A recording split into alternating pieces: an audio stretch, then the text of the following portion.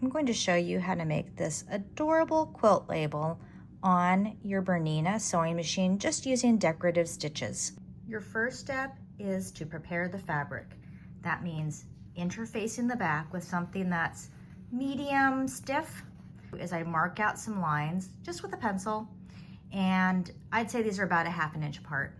You may want to put a center line here, you may want a left reference line. People say to do a whole practice one. I'm just going to do it one and done, and if it's not perfectly aligned, so be it. Let's set up your machine. I just turned this on. I'm in sewing mode. I want to go to my alphabets. So click on this A. I'm going to pick this top one, which is kind of the simplest. But I don't want to just start typing here. What I want to do is get myself into what's called combi mode.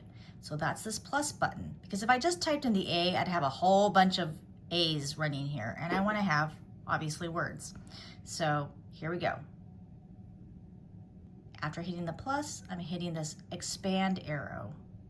And now it's giving me something that looks a little bit more like a typewriter or a keyboard.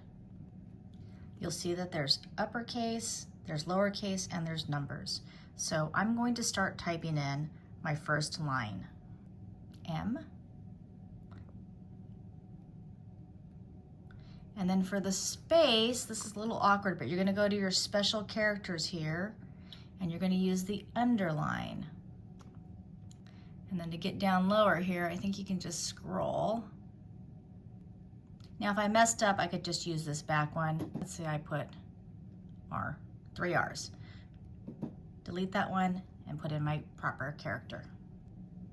Now that I've got my first line, I'm going to go out of this. I'm going to collapse this typewriter, and then I want to go into the editing tools because I want to add something to the end. There's the I button for editing, and at the very bottom here, the end here, I think I'll just scroll this. And there's my last character. Going back to the editing tools, the I want to group all of this together. That whole line, I want to make it a group. Click on the 3 dots. The other thing I'm going to do is click at the very end here. I'm going to add this pattern end.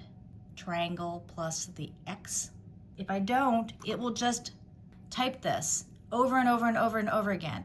Even though there's an on-off button here and I can carefully watch as it's typing and hit this just at the right time, that's just a little bit nerve-wracking for me. So I would rather just add this at the end, one time. If you do it too many times, like there's 3 and I don't want it, just hold on it and it's back to the X. So I just want it one time. I want this whole group to stitch out just one time. And back to the I button. And then the other thing I want to do is, again, going to the very end, I want to stick a knot on the end. Got the group, one time, knot at the end.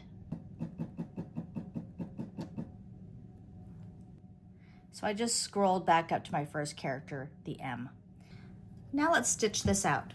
I've got my 34D foot set up, and I've got this left clear foot aligned with this line, my first line, and then press your foot down. So I'm just gonna kind of keep my hands here to make sure it doesn't go really a kilter. Now let me go ahead and see if I can stitch this out by pressing the green button. I'm gonna use my slider to make it go a tiny bit faster. And when it did the whole thing, it just stopped, which is why I like putting that pattern end into the program itself. Go ahead and cut, underline. That's part of this program, is that it's like lined paper. It's a little tiny bit wrinkly. So, I think I might use a stiffer, more sturdy interfacing. Now let's say I liked this. I could then save it. And the way you save it is, you hit this heart here at the bottom, and then you put it into a folder. Now we can delete the whole thing. So we'll go back into our I menu for editing. Looks like it wants me to do it one by one. X. Let's go ahead and do our second line. Okay, I've typed in my second line. So I'm going to collapse this with the arrow here. And there it is. And then I want to go into some editing tools, which is the eye. I'm going to group all of this. There it is as a group. I'm going to say pattern select just one time. And I want to add a knot. Sometimes I get lost in here, but if I hit the plus, that will sometimes get me back. So here I am back again at the eye. It's grouped, and I want to go to the very end and then add my knot. Okay, now I'm going to X out of this, and I have to go to the very beginning of the pattern, I think, for it to start. So I'm on the very first character using this up arrow here. I don't know spacing wise where it's going to be. I'm just going to guesstimate here, and let's go ahead and do this. And there it is. Spacing wise, I judged wrong. So that's okay. This is why you do a tester. Add in this time the year.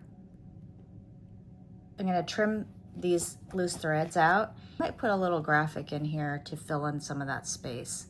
I found a decorative stitch which was a couple pairs of scissors, and I thought that looked pretty cute. So I did do a tester for sizing and then cut it out. I laid it there just to align it best I can, and then I'll kind of slip that out and then go ahead and start my program. And there you have it. Filled in that weird space, and that looks pretty darn cute.